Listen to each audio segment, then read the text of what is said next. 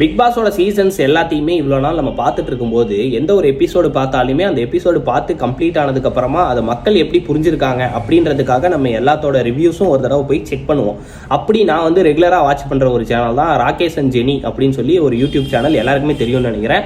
அவங்களோட சேனலை ரெகுலராக பார்த்துட்டு இருப்பேன். நான் அவங்களோட சேனலை ஒரு 3 வருஷத்துக்கிட்ட ஃபாலோ பண்ணியிருக்கேன். இது வரைக்கும் அவங்க யாருக்குமே பயாஸ்டாக பேசின மாதிரி எனக்கு தோணுனதே கிடையாது. அவங்க ஒரு காமனாக ஒரு சேனல் வச்சிருக்காங்க. பிக் பாஸ்ல டோட்டலாக நடக்கிற எல்லா விஷயத்தையுமே எப்படி முடிஞ்ச வரைக்கும் என்டர்டைன்மெண்ட்டாக கொண்டு போறாங்க அப்படின்ற மாதிரி தான் இப்போ வரைக்கும் அவங்க சேனல் நான் பார்த்துட்டு இருந்தேன்.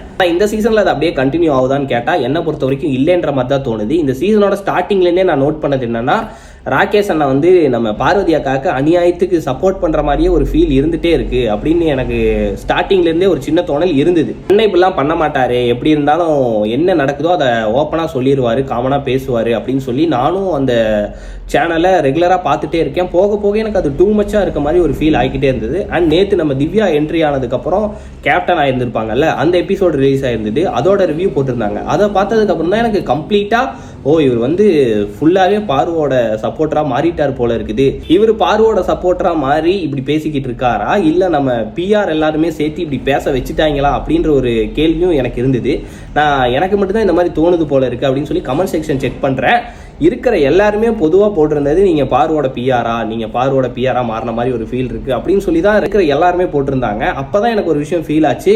ராகேஷ் வந்து இப்போது 3.0 அப்படின்னு சொல்லி ஒரு சேனல் ஆரம்பிக்கிறாங்க. அது ஏன்னு கேட்டிருந்தா, இது வரைக்கும் நாங்கள் 2.0ல இன்கம் ஒரு பிரச்சனையாகவே இருந்தது கிடையாது, ரெகுலராக வந்துடும். இதுக்கு முன்னாடி யார் பிஆருக்கு கேட்டிருந்தாலும் எங்களுக்கு யூடியூப்லேருந்து வர இன்கமே தாராளமாக இருக்குது, தயவு செஞ்சு நாங்கள் எங்களோட சப்ஸ்கிரைபர்ஸ்க்கு லாயலாக இருக்க பார்க்குறோம், எங்ககிட்ட வராதிங்கன்னு சொல்லியிருக்க மாதிரி போன சீசன்லேருந்து அவர் அதை எக்ஸ்பிளைன் பண்ணிட்டு இருப்பார்.